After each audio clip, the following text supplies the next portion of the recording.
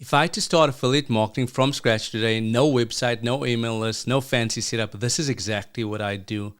And if you're a beginner with limited time and a full-time job, this video is for you. After I made my first $100 through affiliate marketing, I realized how much bad advice there actually is out there. Most of it's either way too advanced or straight up fluff. I didn't have time to build 10 funnels or run paid ads, so here's how you can keep it simple and get started really fast. The first thing you're going to do is you're going to choose one product or tool that you'll already use and love. So something that you're already using. So what I want you to do after this video is I want you to think of the particular tool that you use and that you love and enjoy.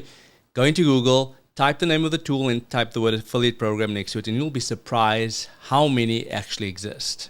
Once you've done that, click the search button, and then normally at the bottom of the page, if you go all the way to the bottom, you'll find where they've got the option to become an affiliate. So this is System. There's a link beneath this video where you can sign up for a free System account, and then you can in turn promote this software if you are using them. But again, this is the same process. Google, go to the page, normally at the bottom, you'll click on the affiliate option and you can sign up over here.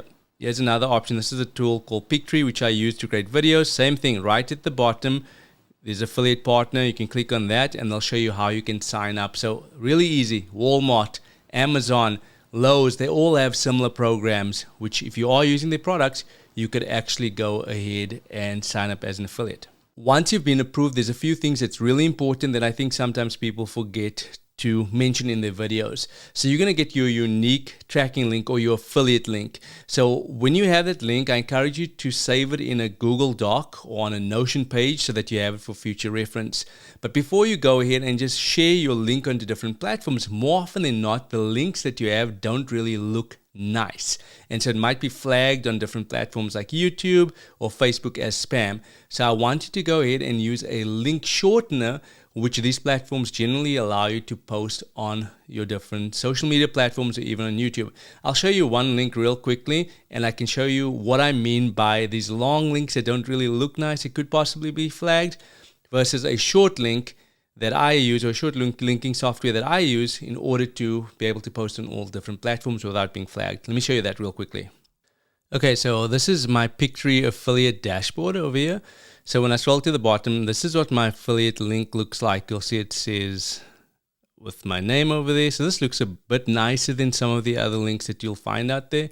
Some other links I've seen, it's got like a string of 26 different letters and numbers, and it just doesn't look good. So I could go and copy that, paste it on a particular social media platform or do a YouTube review. And when somebody clicks on it, I will in turn go ahead and get a commission if they sign up.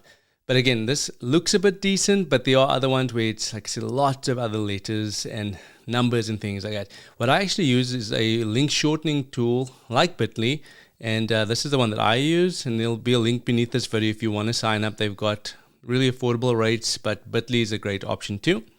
This is my link over here. It looks a lot nicer, the allmylink.me-esl. And so I post this onto my social media platforms and on my YouTube videos, and I've not been flagged because it's a legitimate link shortening company, as opposed to having those longer links which could possibly be flagged on the different platforms. So I'd encourage you to use a link shortening software, and there's Bitly, there's a few others out there. The one I use is Linko. Been using it for about 2.5 years, and so there's a link beneath this video as I indicated that you can go and check them out as well. Once you've done that, you're actually going to go ahead and create helpful pieces of content that's actually going to help people. So you could go ahead and make a YouTube short video or a social media post on Facebook, TikTok, Instagram, showing people how to use the tool. Okay, so that's important. What I prefer to do, yes, I do the short form videos, but I go ahead and I do tutorials like this where I actually show people how they can use the tool and how they can benefit from using the tool. So I'll make a YouTube video. I'll use real examples and real results if I've got that. So my objective is not to sell them, but to actually teach them how to use a particular tool. So here's an example, right? I created a video quite a while ago on one of my channels, more than a year ago, where I taught people how to create faceless TikTok videos, right? And if you see over here, I've got some of my links over here. This is Syllabi, which is another great tool which will help people to create these faceless sort of videos. But Pictree does the exact same thing. And so I could have had my Pictree link, as you can see over here, where I talk about how to use Pictory in this particular video. And when in turn people think, oh, wait a minute, I could use this particular tool to create faceless videos, they'll click on my link and they'll probably end up signing and I will earn a commission. But I'm not trying to sell them on you need to get this tool. But what I am doing over here is teaching them how this tool can help them achieve their objectives. There's the difference, right? I'm truly adding value. And even if they don't sign up with my link, if people can benefit from the content that I'm putting out, then to me personally, that's a win. But that's my own particular view when it comes to this. So now that you've created a video, it's important that you continue to focus on helping people. Show up in your comments. Give them honest advice with regards to how they can use this tool. Focus on helping them and not hyping a particular tool. People want to connect with somebody that's genuine, somebody that's really recommending something that can help them.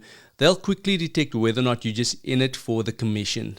After you've created your one video, go ahead and create a second video and a third video and show different ways that you can use the tool. An example of this might be a top 3 list with regards to how to make faceless content, right? Pictory does faceless content. So I could do Pictory, I could do syllabi, I could do, you name it. There's a different types of videos I can create.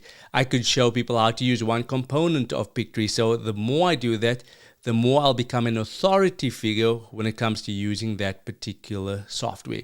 And again, what this can result in is when people are looking for answers to the questions, they're going to find you. And so guys, that's going to be the biggest thing. You're going to be creating this evergreen content vault that people will go and find you. And so when you do that, eventually YouTube's going to start pushing out your content. You're going to build the trust factor and people are going to start signing up through your link. So to sum this video up, affiliate marketing pays when you build trust and not traffic alone. Here's a list of videos that will help you on your journey to taking control of your finances and building more income.